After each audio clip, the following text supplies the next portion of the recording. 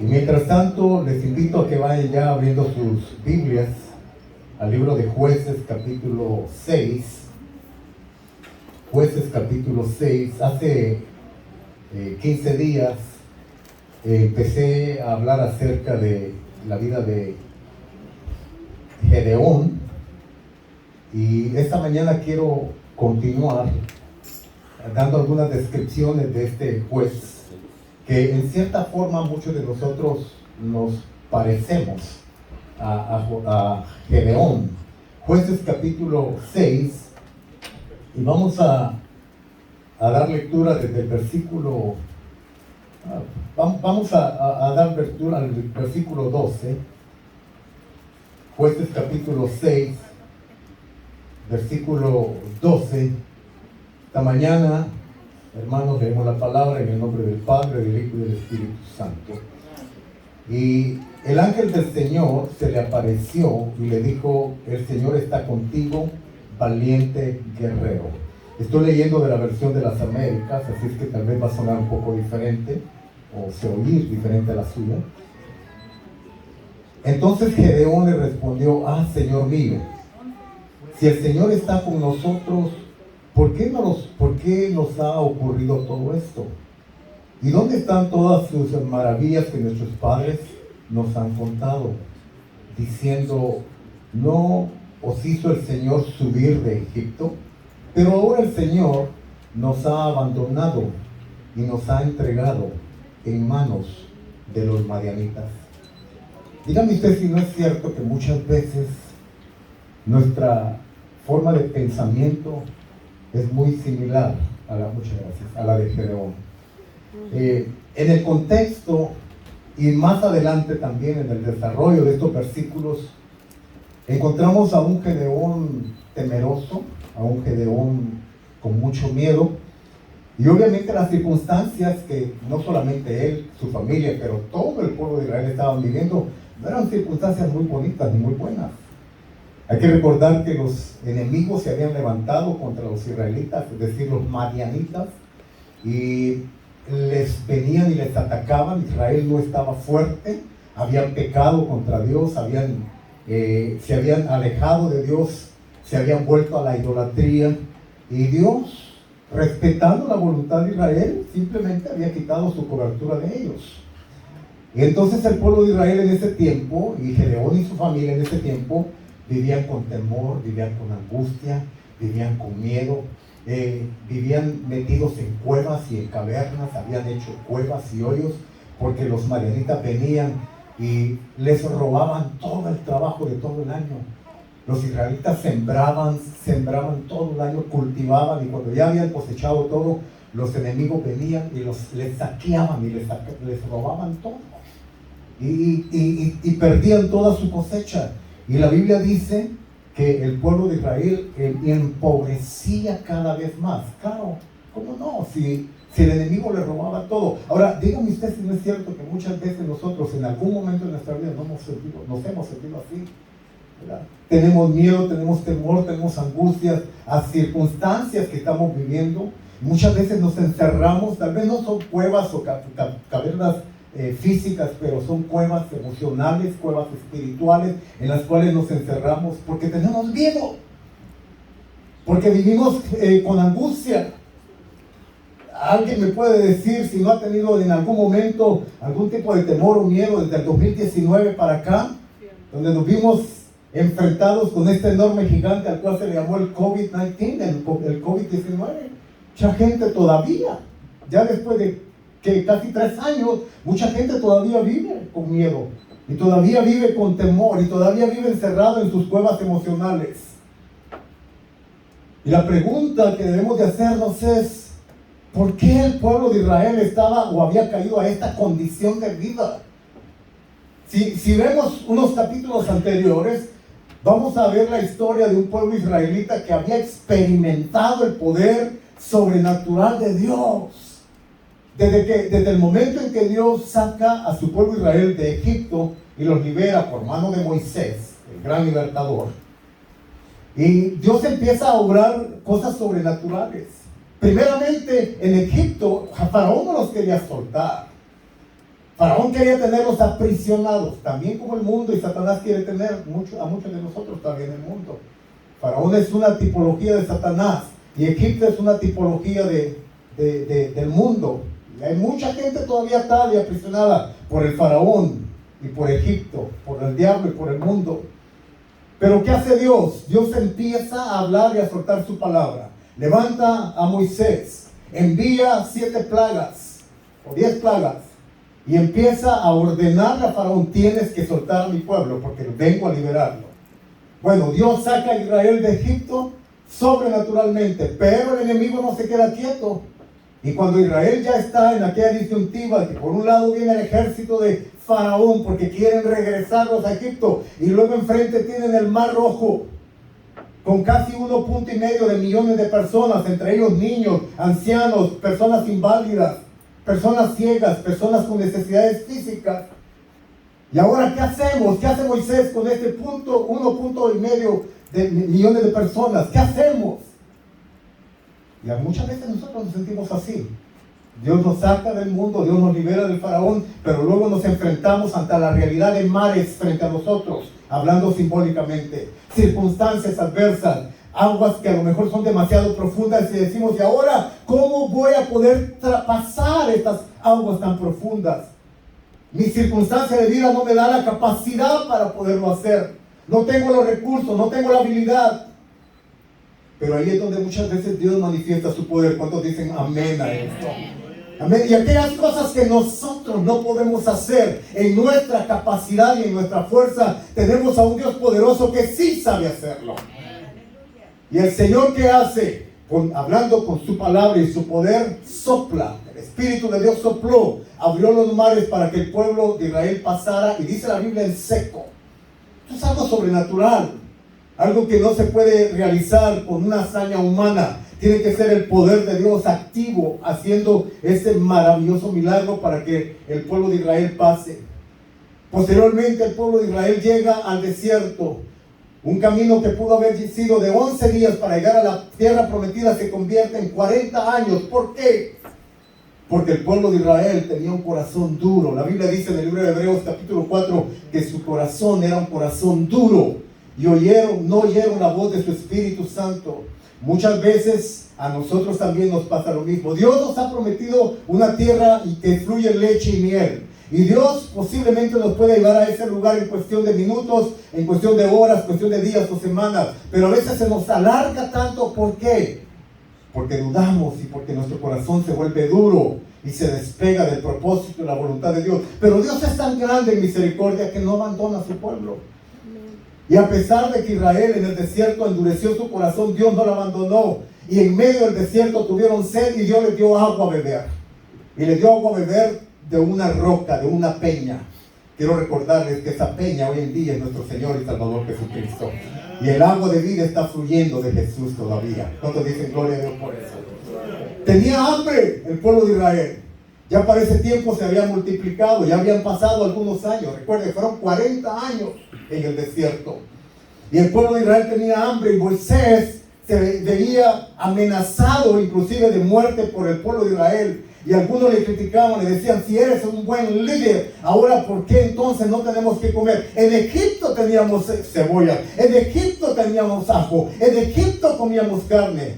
Sí, muchas veces nosotros hacemos lo mismo también, ¿verdad? Cuando estaba en el mundo me iba mejor, cuando no buscaba a Dios me iba mejor, cuando no iba a la iglesia me iba mejor. ¿De veras? ¿Estás seguro de eso? A mí me gustaría hacerle una encuesta verdadera al pueblo de Israel y decirle: ¿de verdad estabas mejor en Egipto? ¿De verdad? Sí comías carne, pero ¿cómo te golpeaban? ¿Cómo te lastimaban? Tenías ajos y cebollas, pero ¿cómo era tu vida en Egipto? Era una vida de esclavitud. Pero el diablo nos quiere torcer, ¿verdad? El propósito de Dios en nuestras mentes, y nos engaña de una manera tan fácil y nos hace pensar que cuando estamos sin Dios estamos mejor. ¿De veras? ¿De verdad estamos mejor cuando estamos sin Dios? Sí, decimos, estamos mejor, ¿verdad? Porque podemos hacer lo que queremos. ¿De verdad podemos hacer lo que queremos? No es cierto. Somos esclavos del pecado. Y así es como vivía el pueblo de Israel en Egipto, en esclavitud. Y así es como vivíamos muchos de nosotros en el mundo, en esclavitud también. Pero el Señor en su misericordia nos salvó y nos rescató. Gloria a Dios. Pero ahora mire esto, en el desierto, mire, algo sobrenatural empezó a acontecer. La ropa de los israelitas ya para ese tiempo casi 3 millones se habían multiplicado. Las mujeres judías eran buenísimas para dar a luz. Y se habían multiplicado casi 3 millones de israelitas para ese tiempo. Y algo sobrenatural empezó a acontecer. En medio del sol quemador del desierto, Dios en su amor y misericordia les ponía una nube para enfriarles. Era un aire acondicionado que Dios les ponía con esa nube y los cubría del sol abrasador del desierto. Y como los climas son extremos en el desierto, especialmente allá en el desierto de la meseta judía, en la noche hacía mucho frío. ¿Y saben qué hacía Dios? La Biblia dice que Dios mandaba una columna de fuego para calentarlos. Si es que de día tenían una nube que los cubría del sol y en la noche tenían una columna de fuego que les servía de calefacción y no pagaban electricidad los israelitas. Mire qué maravilloso nuestro Dios. Su calzado no se le desgastaba, su ropa no se le desgastaba en medio del desierto. ¿Sí? Imagínense qué maravilloso el poder. O sea, lo que estoy tratando de decirle es que Israel, desde que salió de Egipto y a través del proceso del desierto por 40 años hasta llegar a la tierra prometida, Israel vio la mano y el poder de Dios. Israel vio cómo Dios le liberaba de sus enemigos por medio de Moisés. Posteriormente, cuando Josué, el sustituto de Moisés, toma el liderazgo del pueblo de Israel, empiezan a conquistar naciones y empiezan a conquistar territorios y empiezan a poseer todo lo que Dios había dicho. Todo lugar que pisare la planta de vuestro pie será tuyo. Y todo lo que Dios le dijo a Josué: ahora levántate pues tú y toma tu liderazgo y empieza a guiar a mi pueblo Israel. Y yo estaré contigo y te daré la victoria y verás cómo tus enemigos caen delante de ti. Dios no cumplió. Y mientras Josué y el pueblo de Israel y el liderazgo del pueblo de Israel estaban conectados con Dios, veían cómo el poder de Dios se movía. ¿Quién puede olvidar la historia, por ejemplo, del derrocamiento de las murallas de Jericó? Algo sobrenatural. Israel, humanamente hablando, no tenía ninguna posibilidad de conquistar.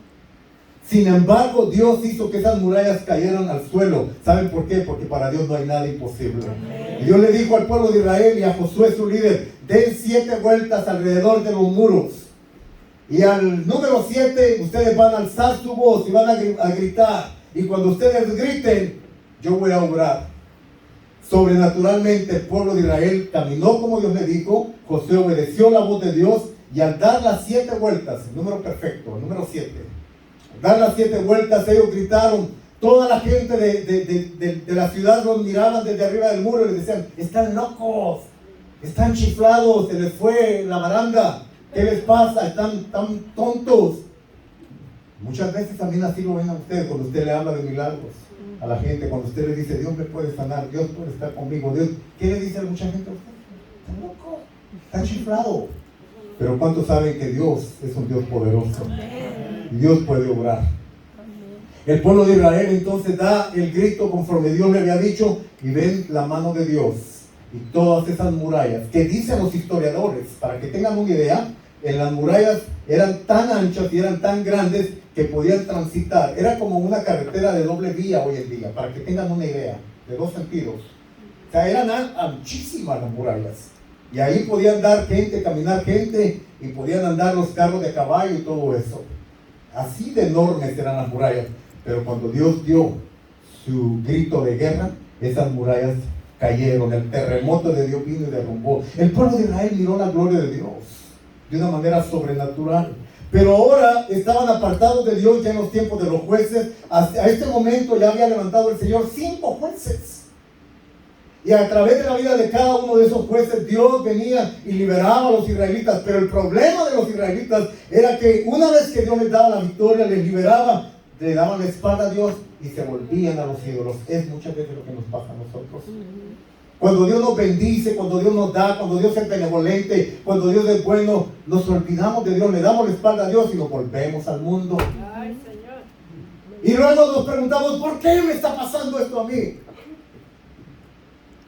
No deberíamos de preguntarnos por qué me pasa esto a mí. Deberíamos de hacernos una investigación muy profunda de decir por qué me aparté del Señor realmente.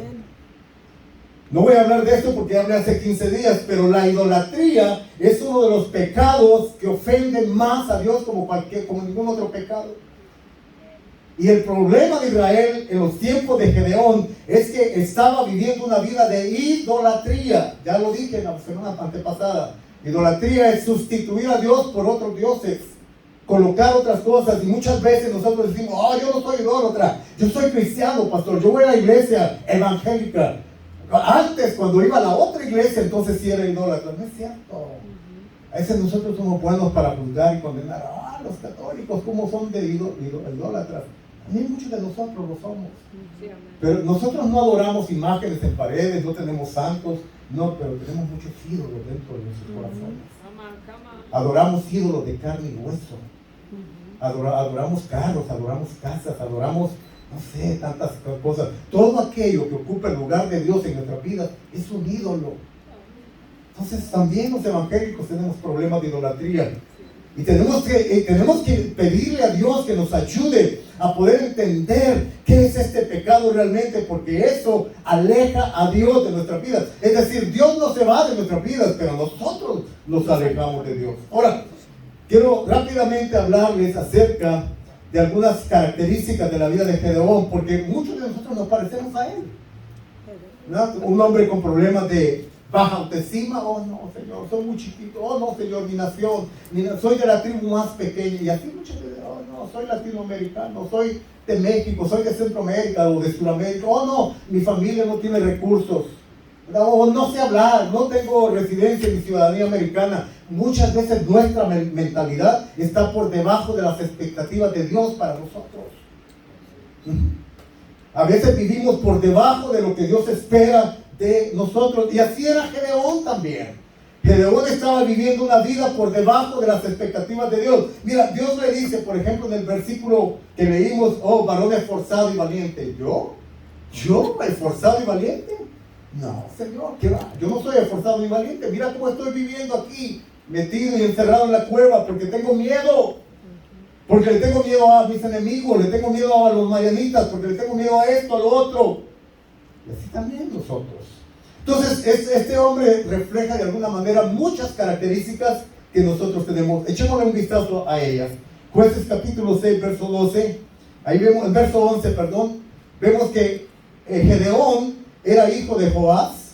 Y fíjate, era de la tribu de Manasés. La tribu más pequeña de Israel. Manasés. La tribu más pequeña. O sea, no era una tribu muy prolífica. No era una de las tribus más dominantes de las 12 tribus, no, era la más pequeña.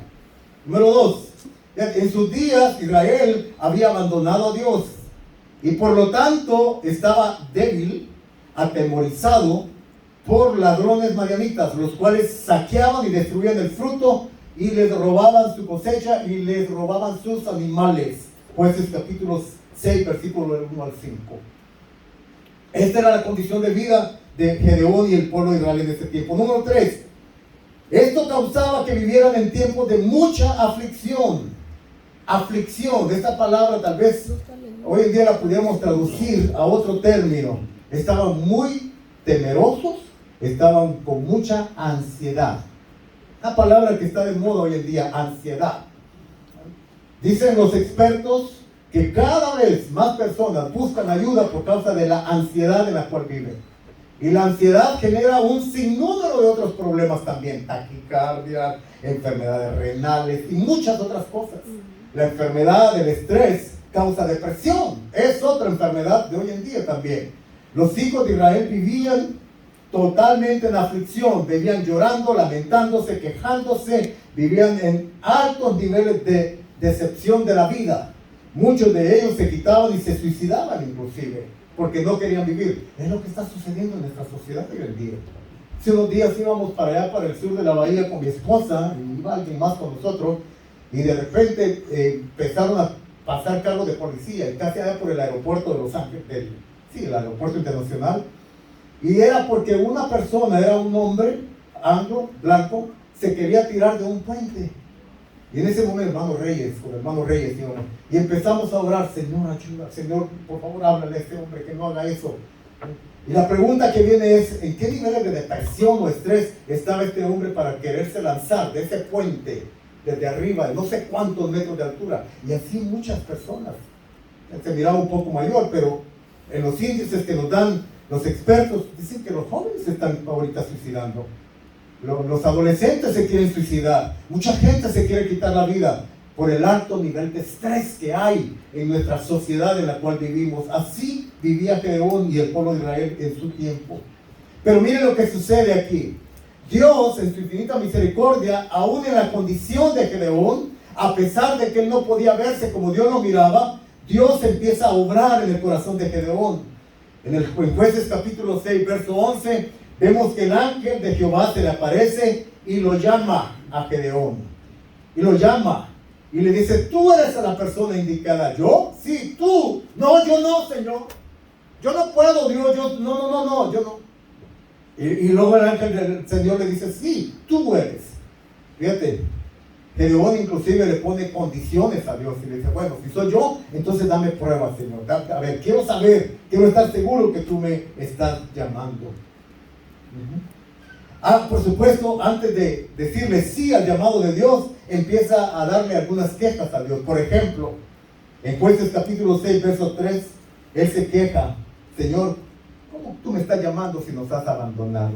Mira lo que nos está ocurriendo. O sea, no miraba su condición de vida, la condición del pueblo de Israel que se habían vuelto contra Dios, dándole espalda a Dios y se habían vuelto a la idolatría. No, él simplemente empieza a quejarse, Señor, nos has abandonado. Igual somos nosotros. ¿Por qué Dios me ha abandonado? ¿Por qué Dios ya no está conmigo? ¿Por qué Dios? ¿Por qué Dios? ¿Y por qué? Hay muchos por qué en nuestro corazón para Dios.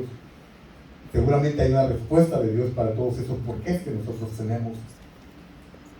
Sí, Gedeón de su propia incapacidad para la tarea. No, yo no soy capaz, Señor, mejor llama a alguien más, yo no puedo, soy muy débil, soy de la familia más pobre de Israel, soy de la familia más pequeña. Pero sin embargo Dios sigue poniendo su mirada en Gedeón. Diga conmigo, Dios tiene su mirada puesta en mí. Dígalo. Dios tiene su mirada puesta en mí. Ay, mí, sí, ¿por qué no? No, pero yo soy un pecador. ¿Y qué? Jesús te limpia y te perdona con su sangre. Gloria a Dios. No, pero yo no sirvo, soy latinoamericano, no sé hablar inglés, no esto, no lo otro. ¿Cuántos argumentos? Dios tiene su mirada puesta en ti. Todo es cuestión de que tú le empieces a creer, que yo le empiece a creer a Dios que Él tiene un llamado para nuestras vidas. Dios tiene un llamado para nuestras vidas, aunque no diga amén a eso. Amén. Lo que sí suele suceder cuando Dios hace un llamado a un hombre es que Dios no lo abandona ni lo deja solo. Lo que Dios hace a continuación en Jueces capítulo 6, versos 16 al 21, es que Dios pone su presencia en la vida de Gedeón. Y la presencia de Dios es lo que hace la diferencia en nuestras vidas. Aleluya. Esto es maravilloso que lo entendamos. En Efesios capítulo 6, verso 10, no son mis notas aquí, pero viene ahora a mi mente. Cuando Dios llama, Dios capacita. Y en Efesios capítulo 6, verso 10 dice, fortaleceos, hermanos míos, en el poder de Dios y en el poder de su fuerza. Aleluya. Porque no es nuestra fuerza, no es nuestra capacidad, no es nuestra inteligencia, no es nuestra habilidad, no es lo capacitado que estoy, es la gracia y el favor de Dios sobre mi vida.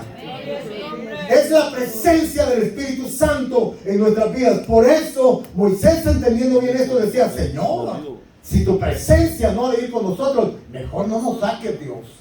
Si tu presencia no va delante de nosotros, mejor déjanos aquí donde estamos. Para Moisés la presencia de Dios era tan importante y debería ser lo mismo para nosotros también. Con un llamado tan hermoso de Dios para nosotros, lo que más deberíamos de anhelar en estos tiempos es la presencia de Dios. Mira, tengo noticias para ti. La presencia de Dios es tan hermosa que te puede dar paz en medio de tu tribulación.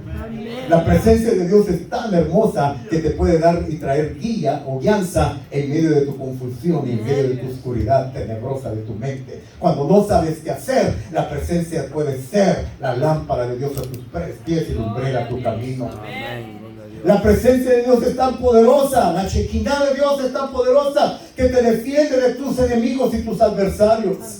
La presencia de Dios es tan poderosa que pone una cobertura sobre ti para que para que el enemigo no toque tu morada. Oh, gloria a Dios.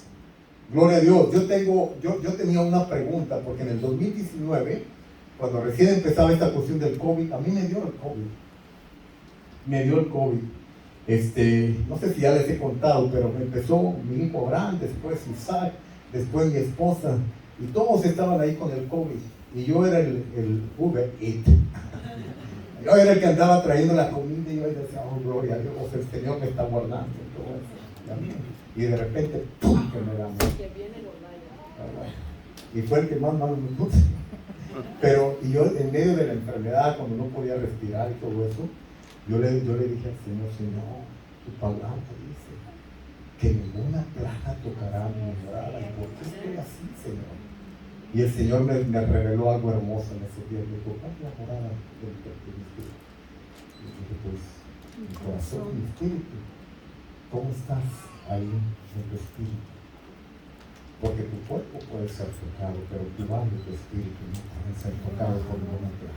Aleluya, gloria a Dios, así Y ahí es. entendí la misericordia de Dios sobre mí. Y esa revelación me sanó, me levantó. Y mira, aquí estoy, gracias a Dios, hasta el momento, nunca más. Ni gripe, para la gloria de Dios, ni gripe siquiera. 3 años y nada de virus, nada de eso, hermano. Por la gracia y la misericordia de mi Señor Jesucristo. La presencia de Dios es nuestra cobertura. La presencia de Dios es nuestra retaguardia. La presencia de Dios es la que nos defiende de nuestros enemigos. Cuando David enfrentó al gigante Goliat, dijo, tú vienes contra mí, gigante incircunciso, con lanza, con espada. No, pero yo vengo contra ti en el nombre de Jehová de los ejércitos. El poderoso en batalla, la presencia de Dios en la vida de David era la que lo protegió. No, aquella piedra no fue guiada porque David tenía pulso. Aquella piedra fue guiada por el Espíritu de Dios que fue a dar justo en el lugar donde tenía que dar, en la frente del adversario. Y así es la presencia de Dios en nuestras vidas también. Obviamente Gedeón, cuando Dios lo llamó, tenía características que Dios quiere ver en cada uno de nosotros. Número 1, muy rápido porque estoy de tiempo. Jueces 6:15, Gedeón era un hombre humilde. Gedeón era un hombre humilde. ¿Qué es la humildad? La humildad es una característica que tiene que ver con una actitud del corazón. No, la humildad no es como te vistes, cómo hablas, cómo pones la carita. No, eso no es la humildad. La humildad es una cuestión interna. Es una cuestión del corazón. La humildad que Jesús nos enseña en su palabra. Reconocer nuestros errores cuando hay que reconocerlos, pedir perdón cuando hay que pedir perdón, aceptar nuestras faltas cuando tenemos que aceptar nuestras faltas, aceptar ayuda cuando necesitamos ayuda, pedir ayuda cuando la necesitamos. Todas esas son características de humildad. Número 2, Gedeón era un hombre precavido, de acuerdo a Jueces 6:17. Era un hombre precavido, era un hombre que estaba velando. Me recuerda lo que Jesús nos dijo: velad y orad. Velen y oren, porque no saben el día cuando les va a venir. Entonces, manténganse alertas, manténganse atentos, velen, oren. El gran problema de la iglesia cristiana hoy en día es que no está velando y orando. Pocos son los que oran y ayunan y buscan de Dios. La mayoría de la gente hoy en día está entretenida con muchas cosas. Y triste y lamentablemente las mega congregaciones le están haciendo pensar a la gente hoy en día que el cristianismo es ir 30, 40 minutos un domingo a la iglesia y eso te hace cristiano. No, no es cierto. Un verdadero cristiano no se define por el tiempo que pasa dentro de 4 paredes. Un verdadero cristiano se define por cómo eres cuando estás en casa, cuando estás en el trabajo, cuando vas manejando. Ahí es donde se define la verdadera cristiandad en nosotros. Jueces capítulo 6, verso 24 nos dice que Gedeón era un hombre espiritual. Y esto me recuerda a Gálatas capítulo 5, donde Pablo nos presenta las 2 realidades con las cuales nosotros vivimos: la realidad de la carne y la realidad del espíritu. El Espíritu, dice Jesús, quiere. El Espíritu quiere buscar de Dios, quiere orar. El Espíritu te dice, hey, tienes que levantarte, ir a la iglesia. La carne te dice, no, hoy no vayas, quédate. Mejor vete al Swami, mejor vete al Walmart. No tienes tiempo, trabajaste mucho durante la semana. Déjale las cosas de Dios a otro tiempo. Eso no es importante, no es cierto. No es cierto. Dios es importante en nuestras vidas. Todo tiene su lugar. Todo debe tener su lugar. La familia tiene su lugar, el trabajo tiene su lugar, la esposa, los hijos tienen su lugar. Dios debería tener el primer lugar en nuestro corazón. Si no está Dios en primer lugar, hay idolatría en nuestro corazón. Espirituales, gente espiritual que busca a Dios. Gente espiritual que tiene necesidad de Dios. Gente espiritual no solamente lee la Biblia aquí, cuando viene a la iglesia, sino que en sus casas tienen devocionales también.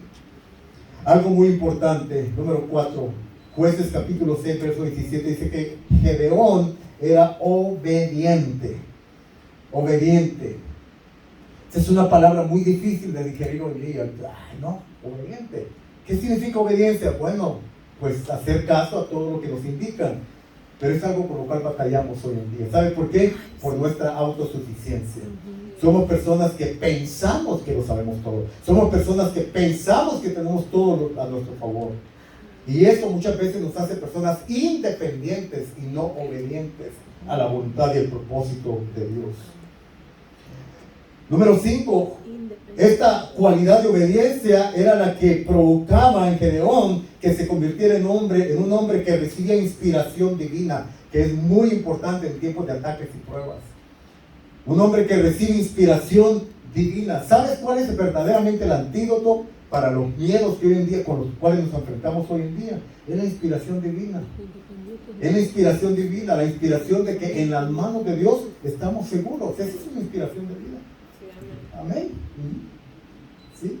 El Salmo 91 es una inspiración divina para nosotros. ¿Sí? El Salmo 23 es un salmo de inspiración divina para nosotros. Jueces 6:36 nos dice que Gedeón tenía comunión divina con Dios. Es decir, la vida de Gedeón para esta altura había dejado de ser una vida religiosa. Se había convertido en una relación de dinamismo, una relación espiritual. Gedeón era un hombre que platicaba con Dios, tenía comunión con Dios. La palabra aquí es la palabra en griego koinonia, que implica no solamente una plática superficial. Hola, ¿qué tal? ¿Cómo estás? Gusto de verte. Adiós. No. Koinonia va mucho más allá. Es tomar una silla, sentarte frente a la persona y empezar a platicar con esa persona. Y empezar a abrir y a desnudar tu corazón con esa persona. Eso es lo que es la oración. La oración no solamente es hincarte, hacer unos rezos, pedir por tu papá, tu mamá, tus tíos, tus abuelitos y luego levantarte y ya. No, la oración es una práctica amena con nuestro Padre amoroso. ¿Cuántos dicen amén? Amén. Fíjate que la comunión con Dios provocaba la siguiente característica. Jueces capítulo 7, verso 16. Venían estrategias para su vida. Hoy en día necesitamos dirección y estrategias. Si no sabemos qué hacer y cómo hacer las cosas. Como padres a veces no sabemos cómo hacer las cosas. Como padres necesitamos estrategias de Dios. Cómo orar, cómo pedir por nuestros hijos. Necesitamos estrategia, en mi caso como pastor, estrategias y tratar de no hacer nada si Dios no dice que hay que hacerlo. El gran error de un pastor puede ser muchas veces sentir la presión de que la gente dice, es que tienes que hacer algo. Pero si Dios te dice que no hagas algo, ya, pero la presión ahí está, es que tienes que. Es mejor no hacer nada a hacer lo que Dios no ha dicho que hagas. Exactamente. Pero hay una presión muy grande sobre la vida del siervo de Dios. Porque por un lado están las voces de la gente y por otro lado está el saber esperar el tiempo adecuado de Dios para poder hacer lo que Dios dice, porque lo que Dios dice es lo que al final de cuentas va a tener éxito. Cuando dicen amén. Amén. Entonces la comunión con Dios es lo que le daba a Gedeón la capacidad y la habilidad de recibir información del cielo. Dios le hablaba a Gedeón, Dios le dijo a Gedeón cómo tenía que hacer las cosas, Dios le dijo a Gedeón cómo tenía que pelear la batalla, Dios le dijo a Gedeón cómo hacer la guerra estratégicamente. El Espíritu Santo es el que nos guía a todo eso. Gedeón era un hombre de tacto. Esta palabra tacto se me hizo muy interesante. Era un hombre calculador. Y esto debe ser una característica de los cristianos de hoy en día. Jesús lo presentó de esta manera: cuando vayas a batalla, no salgas a batalla si primero no haces cálculos. Y primero cuenta tu ejército, a ver con cuántos cuentas. Primero haz una evaluación de qué es lo que tienes. Porque dice Jesús en esta parábola: no vaya a ser que yendo después no tengas los recursos para terminar lo que empezaste. Un hombre calculador, un hombre que sabía esperar nuevamente en Dios. Jueces 8, del verso 1 al 3. Y por último, una de las características más importantes que nosotros deberíamos de tener es lealtad a nuestro Dios. Lealtad. Vivimos en tiempos donde es muy fácil darle la espalda a Dios. Vivimos en tiempos donde escuchamos tantas voces. Vivimos en tiempos donde es tan fácil claudicar. Vivimos en tiempos donde es tan fácil caer en las corrientes de este mundo y apartarnos de la voluntad y el propósito de Dios para nuestras vidas. Hay tantos sismos hoy en día que nos están llamando la atención. El materialismo es algo que nos cautiva, especialmente aquí en América. Venimos buscando el sueño. Fíjate cómo salimos de nuestro país, buscando el sueño americano. No venimos buscando el sueño de Dios, el sueño americano. ¿Y qué es el sueño americano? Lo material. ¿Es malo lo material? No, no es malo. Pero cuando lo material se vuelve una prioridad y te deja y te aísla de otras prioridades como Dios, como tu esposa, como tus hijos, como tu familia, a lo mejor puedes vivir en la casa más hermosa de la ciudad, pero no tienes a tu esposa, no tienes a tus hijos contigo. ¿De qué te sirve ganar el mundo y perder tu alma, dijo Jesús? Hay tantos sismos hoy en día que nos pueden atraer. Necesitamos ser leales a Dios. Necesitamos ser sinceros con Dios. Necesitamos ser genuinos con Dios. A mí me impacta mucho ese pasaje de Juan capítulo 4, cuando Jesús está hablando con la mujer samaritana. Y dentro de toda esa conversación se rescatan muchas verdades. Pero hay una verdad que me llama mucho la atención. Es cuando Jesús le dice a la samaritana: mi Padre está buscando. Esta palabra me pega, porque si el Padre Celestial tiene que andar ¿buscando a quién? Buscando adoradores, gente leal, gente genuina, gente sincera. Yo no me quiero convertir en juez, pero nuestras iglesias se llenan de gente. Pero ¿con qué tipo de corazón? ¿Cuál es el propósito que te lleva a la iglesia, que te lleva a Dios? El Padre tiene que buscar adoradores, creadores en el espíritu y en verdad. Gente leal, gente sincera. Cuando yo entendí eso por primera vez, yo dije: Señor, ojalá no me tengas que seguir buscando. Ojalá me encuentres con un corazón puro. Los leales no son aquellas personas que no se equivocan, no son aquellas personas que no tienen faltas.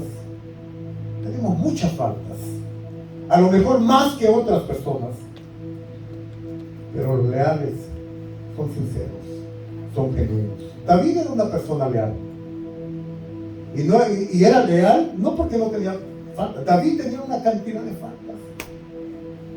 Al ver la vida de David, cuando Dios dice: Él es conforme a mi corazón, dice: ¿qué? Un hombre conforme a tu corazón, pero mandó a matar a Urías, su general del ejército, para acostarse con la mujer de él. David no era tan así que digamos santo, y sin embargo Dios decía que era un hombre conforme a tu corazón. Es que todo tiene que ver realmente con la pureza del corazón. Sí, era un hombre pecador, pero cuando el Espíritu Santo le señaló su falta, él, a diferencia de Saúl, no se escondió, y él dijo: sí, esa es mi persona. Eso se llama sinceridad. Cuando el Espíritu Santo te señala algo y te dice: eres tú esa persona, tú le respondes a Dios con lealtad. Sí, Señor, es verdad. Mira qué lindo es nuestro Dios. Una vez un pastor amigo me dijo, mira Mauricio, Dios no tiene problema con el pecado. Dios no tiene problema con el pecado. Voy a pedir que los vengan de la alabanza. Dios no tiene problema con el pecado porque eres un Dios perdonador. Dios tiene problema con la gente que esconde el pecado. La Biblia dice que si confesamos nuestro pecado, si somos genuinos, sinceros, leales, si confesamos nuestro pecado, Dios es fiel y justo para perdonarnos de toda nuestra maldad. Oiga lo que le voy a decir esta mañana. No hay pecado que la sangre de Jesucristo no pueda limpiar en su vida. No hay pecado en su vida que Dios no le pueda perdonar. El único pecado, de acuerdo a la Biblia, es la blasfemia contra el Espíritu Santo. Y ahí cualquier otro pecado Dios no perdona. Entonces el problema de Dios con la gente no es que sea pecadora, sino que el problema de Dios con la gente es que la gente esconde su pecado. No soy. Es el otro, es aquel, es él, pero yo no, como Saúl. Dice la palabra de Dios, el que esconde su pecado no prosperará, mas el que lo confiesa y se aparta de él alcanzará la misericordia de Dios. Aleluya, alcanzará la misericordia de Dios. Si confesamos nuestros pecados, Él es fiel y justo para perdonarnos y para limpiarnos de toda maldad. Dios espera en este tiempo de tanto sufrimiento, de tanta angustia, de tanto dolor, que seamos sinceros, que seamos genuinos, que seamos personas sin máscara delante de Dios. ¿Qué podemos ocultar delante de Dios al final de cuentas? ¿Qué le puedo? Mira, no me puedo esconder de mi esposa, me puedo esconder de mis hijos, me puedo esconder de ti, me puedo esconder de qué persona, pero me puedo esconder de los ojos de Dios. Sinceros, genuinos, delante de Dios. Si fallamos, Señor, perdón. Si pecamos, Señor, perdón. Por favor, ayúdame, Dios. No quiero seguir siendo el mismo hombre de siempre. No quiero seguir siendo el mismo cristiano de años. ¿Cuántos años llevas en la iglesia? No, pues tanto. No hay cambio. No, Señor, ayúdame. Padre, te doy gracias esta tarde por tu palabra. Señor, hay tantas cosas en las cuales nos parecemos a Gedeón. Vivimos en circunstancias muy similares a las de Gedeón. Señor, ¿cuántas veces nos encontramos enterrados y metidos en nuestras cuevas, huyendo de nuestros enemigos sin saber qué hacer, con angustia, con temor, con tormento? Señor, sin duda alguna, aquí, esta tarde, hay gente que tiene temor en este momento. Hay gente que tiene miedo a alguna enfermedad, alguna tragedia, alguna situación. Y esa es parte de nuestra realidad como seres humanos, Padre, tú lo sabes. Somos tan similares a Gedeón en muchas cosas. Señor, somos tan similares que a veces nos vemos trabajando arduamente, 8 o 10 horas diariamente, más de 40 horas a la semana, y al final del año no tenemos nada en nuestras cuentas bancarias. Y nos damos cuenta que todo lo que ganamos se nos fue en saco roto. Todo se nos desapareció, Señor. Nuestro trabajo parece que ha sido en vano, parece que ha sido en balde. Señor, nos desgastamos la vida y no logramos satisfacer nuestra alma y corazón. Ayúdanos, por favor, Dios. Ayúdanos, por favor. Señor, vivimos atormentados y con miedo por causa de nuestros enemigos. Hoy en día tenemos enemigos, Señor. Tenemos enfermedades. Tenemos, Señor, situaciones que tienen que ver con la legalidad de este país, que traen tormento, inseguridad al corazón. Dios, ayúdanos. Ayúdanos, por favor, para poder tener un corazón, Señor, sincero, genuino, delante de ti. Sí, reconocemos que somos como Gedeón, pero también, Señor, reconocemos que queremos tener características como la de Gedeón. Especialmente, Señor, queremos tener un corazón que te crea, un corazón genuino, un corazón sincero, un corazón, Espíritu Santo, que cuando tú nos hables, nos digas algo, nosotros podamos decir, sí, soy yo. Por favor, Espíritu Santo. Gracias, Dios, por tu palabra. Esta mañana le recuerdo, amada iglesia, que Dios, cuando nos habla, no nos habla para condenarnos, no nos habla para culparnos y para dejarnos en condenación y culpabilidad. Él nos habla para que nos arrepintamos, para que nos restauremos, para que vivamos mejor la vida, para que tengamos una vida más placentera, más acercada a su presencia, para que tengamos vidas más dichosas, vidas que sean más exitosas, vidas que sean más alegres, más felices, porque no es la voluntad de Dios que vivas sumergido o sumergido en la cueva de la tristeza, en la cueva del dolor, en la cueva de la decepción, en la cueva del fracaso, en la cueva de la tristeza, en la cueva de la enfermedad. No, esa no es la voluntad de Dios para tu vida. Dios ha dado vida y vida en abundancia. Dios te quiere sanar de toda enfermedad. Dios te quiere liberar de todo pensamiento que te lleva a un terreno de esclavitud. Dios te quiere romper las cadenas. Dios tiene el poder para hacerte libre. En el nombre poderoso de tu Hijo Jesucristo, el que dio su vida en la cruz del Calvario por ti y por mí. Su sangre es poderosa para limpiar, para purificar, para limpiarnos de toda nuestra maldad, de todo nuestro pecado, de toda nuestra culpabilidad. Gracias, Señor Jesús, por tu obra. Aprecio y valoro tu obra, amado Cristo. Gracias por lo que hiciste por mí en la cruz del Calvario. Aleluya. Gracias, Señor. Póngase de pie en esta tarde, amado Cristo. Aleluya. Gracias, Señor. Gracias, Señor. No se tiene libertad en esta tarde.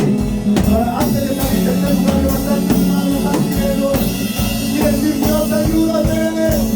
Señor, ayúdame, te necesito. Necesito la presencia de tu Espíritu en mí, Padre. Te necesito, Dios, para poder vencer. Te necesito, Dios.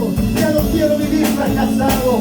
Ya no quiero vivir, Señor, una vida miserable. Te necesito, Dios. Te necesito, Dios. Te necesito. Ayúdame, ayúdame. Help me, God. Help me, God. Por favor. Ayúdame, ayúdame, Señor. Yo no puedo solo. I need your help, God. I need you, Jesus. I need you, Jesus. Te necesito, Jesús. Oh, te necesito, Espíritu Santo. Necesito que tú rompas las cadenas, Dios de mi vida. Necesito ser un hombre libre. Libre totalmente, Señor. Libre, Señor, para tu gloria. Libre para tu honra, Padre. Por favor, Señor. En el nombre de Jesús. En el nombre de Jesús.